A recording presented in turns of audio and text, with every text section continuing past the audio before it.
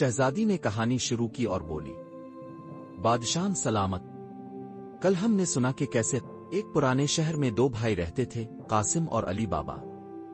قاسم دولت مند اور لالچی تھا، جبکہ علی بابا غریب مگر ایماندار تھا۔ ایک دن علی بابا جنگل میں 40 چوروں کو دیکھتا ہے جو اپنے راز کے الفاظ کھول جا سم سم کہہ کر غار کھولتے اور خزانہ چھپاتے ہیں۔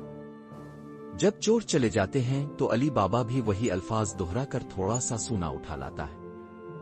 جب قاسم کو یہ راز معلوم ہوتا ہے تو اس کی لالچ اسے غار تک لے جاتی ہے، مگر وہ الفاظ بھول جاتا ہے اور چور اسے دیکھ کر مار دیتے ہیں۔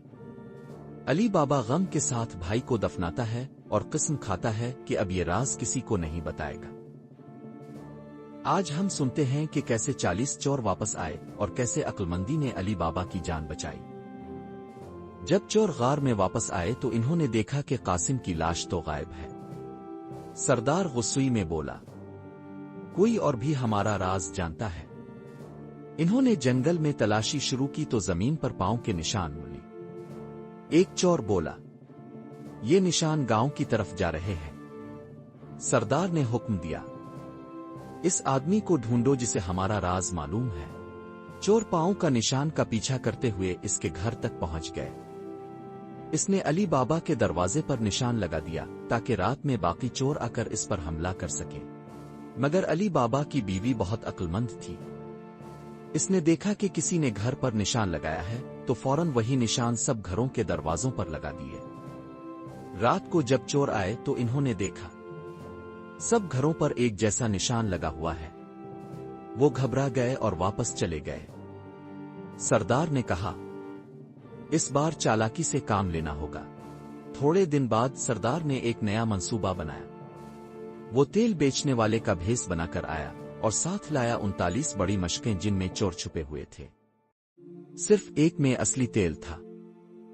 اس نے علی بابا کے دروازے پر دستک دی، بھائی میں مسافر ہوں، رات ٹھہرنے کی جگہ چاہیے۔ علی بابا نے کہا، ضرور بھائی، اندر آ جاؤ۔ مشقیں باہر رکھوا دی گئیں اور سردار آرام کرنے لگا۔ رات کو علی بابا کی بیوی تیل لینے گئی۔ جب وہ مشق کے پاس گئی تو اس نے اندر سے آواز سنی، کیا ابھی نکلنے کا حکم ملا؟ وہ گھبرا گئی مگر چیخیں نہیں ماری۔ اس نے فوراً سوچا، اگر میں چیخوں گی تو سب ہمیں مار دیں گے، عقل سے کام لینا ہوگا۔ اس نے چولہا جلایا، تیل گرم کیا اور ایک ایک مشق میں ڈال دیا۔ چوروں نے چیخنا شروع کیا۔ سب مشقوں میں چھپے چور ایک ایک کر کے بھاگ گئے۔ ان کی آواز سن کر سردار بھی بھاگ نکلا۔ صبح علی بابا جاگا تو دیکھا مشقیں خالی ہیں اور تیل زمین پر بہا ہوا ہے۔ اس کی بیوی نے سب کچھ بتا دیا۔ کچھ دنوں بعد سردار پھر سے واپس آیا، اس بار ایک دوست کے بھیس میں۔ اس نے کہا، بھائی تمہارا گھر بہت اچھا لگا، کل تمہارے یہاں مہمان بننا چاہتا ہوں۔ علی بابا نے کہا، ضرور، خوشی سے۔ مگر علی بابا کی بیوی نے پہچان لیا، یہ تو وہی تیل والا ہے۔ علی بابا نے اپنی بیوی سے کہا کہ مہمان کی خدمت کرے۔ مرجینا بہت تیز اور سمجھدار تھی، اس نے اسے فوراً پہچان لیا۔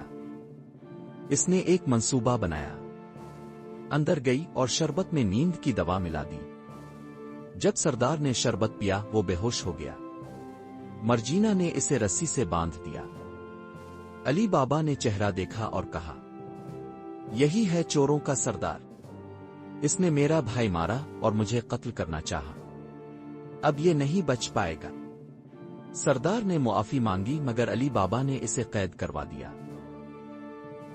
اس دن کے بعد گاؤں میں امن واپس آ گیا۔ علی بابا نے غار کا راز کسی کو نہیں بتایا۔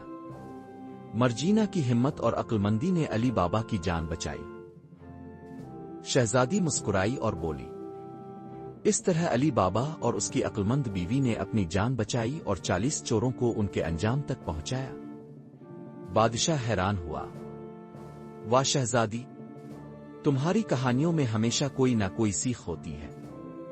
شہزادی نے مسکراتے ہوئے کہا، شہنشاہ، اس کہانی سے ہمیں یہ سبق ملتا ہے کہ لالچ اور جھوٹ ہمیشہ برے انجام تک لے جاتے ہیں، جبکہ عقلمند اور ایماندار لوگ ہی اصل جیت پاتے ہیں۔ شہزادی نے پھر مسکرا کر کہا، کل رات میں ایک نئی داستان سناؤں گی، ایک بہادر لڑکی اور جادو کی پریوں کی کہانی۔